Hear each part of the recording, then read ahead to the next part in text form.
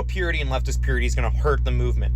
And that goes to leftists and liberals. I need you to both listen to me right now. It only leaves room for the educated and privileged to talk, but the people you represent are often neither of those things. And I can go into details why, and if you're offended by me calling you uneducated, it's not your fault that these places are underfunded, because it's your landlords who tend to vote on whether or not your schools get funded.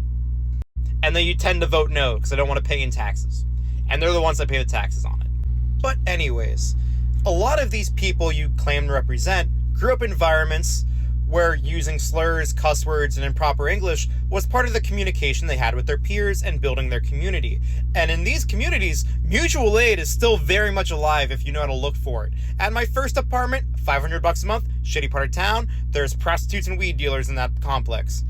And there was also 2 people that took it upon themselves to work alternating shifts to watch over the apartment for us, to make sure no one stole any of our shit. They would even move our packages to hiding places for us and let us know in the morning where they put them, so that we could go and get our packages without them being stolen. One day, someone other than those 2 woke me up in the middle of the day, because I was working night shifts, because someone was sneaking around the car that they've never seen before and they did not trust, and they wanted me to come out and see who it was before she scared them away. And I came out, and it was not someone I've seen before, and they stole just the plastic covers of my hubcaps, and nothing else. Maybe they were going for more, but they didn't come back ever, so whatever. And another time, I had a neighbor whose electricity went out, and I helped them charge their phone. That was just something that happened in that apartment complex, as we helped each other. One time, there was these 2 orphan kids who got moved in there because of a government program, and they'd never had a campfire before, and I taught them how to make a very small fire that they wouldn't get caught for. And when I moved out, those 2 orphan kids helped me load the truck so I could get it all done in one day. They were great. These people were great. I've only lived in nicer neighborhoods since, and never have I ever gotten that much support from my community again.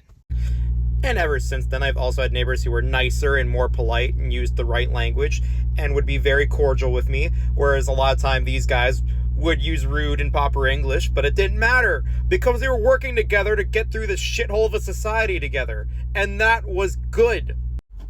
And these nice people who vote left and very much care about left values beat down these people with a hammer for not using the right language, for being prostitutes, for being weed dealers, for being the bad ones, even though they're just as unfortunate as every other working class person.